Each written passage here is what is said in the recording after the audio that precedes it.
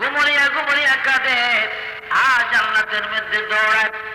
আমার আল্লাহ দেখে বলে, জিবরিল রে, আমি তোমাদের ফেরেশতাদের বাধা না মানিয়ে আমার আদমকে বানাইছি।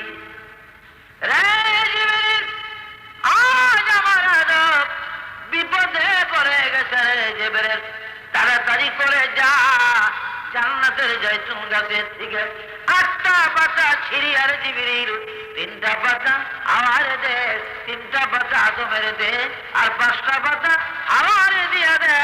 আর জানায়া দে, আদম গো, আজ হতে তোমার আওলাদের জন্য কিয়ামত পর্যন্ত এই কাফনের কাপড় দিয়া গেলাম। সুবহানাল্লাহ। এই জন্য ভাইরা আমার, মানুষ মরে গেলে পুরুষের জন্য কাপড়ের 3 কাপড় দেওয়া হয়, আর মহিলাদের জন্য কাপড়ের 5 কাপড় দেওয়া হয়। ওইখান থেকে আল্লাহ পাক এই কাপড়ের বিধান করে দিয়েছেন। বলেন সুবহানাল্লাহ। আল্লাহ বলেন, জিবরাইল, আদম হাওয়া এখন আর এই জান্নাতের মধ্যে থাকতে পারবে না, এদেরকে দুনিয়া আর জমিনে দিতে হবে। বলে, মাবুদ কোথায় দিব? মক্কা শহর থেকে 45 মাইল পশ্চিম দিকে জিদ্দা নদীর পার হাওয়াকে রেখে দাও।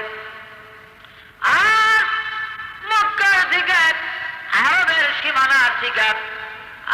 সীমানার থেকে 600 মাইল পূর্ব দিকে, 600 মাইল পূর্ব দিকে সরম দ্বীপের পাহাড়ের পশ্চিম সীমানায় আদমকে রেখে দাও।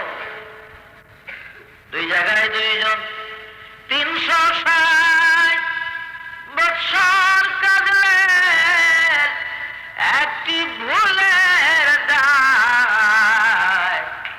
বাবা আদম সরম দ্বীপের ওগো মাওয়াজিদা। 2 জন 2 দেশের সংক্ষেপ কথা বাবারা, 2 জন কাঁদতেছে। কান্দে কান্দে মা হাওয়া পূর্ব দিকে আসে, আদম আলাইহিস সালাম পশ্চিম দিকে যায়। 350 বছর পরে আর ফাতের ময়দানে নতুন করে আবার আদম হাওয়ার দেখা হয়। এই জন্য এই ময়দানকে ওয়াদিউল আরাফা বলা হয়, অর্থাৎ আদম হাওয়ার পরিচয়ের ময়দান।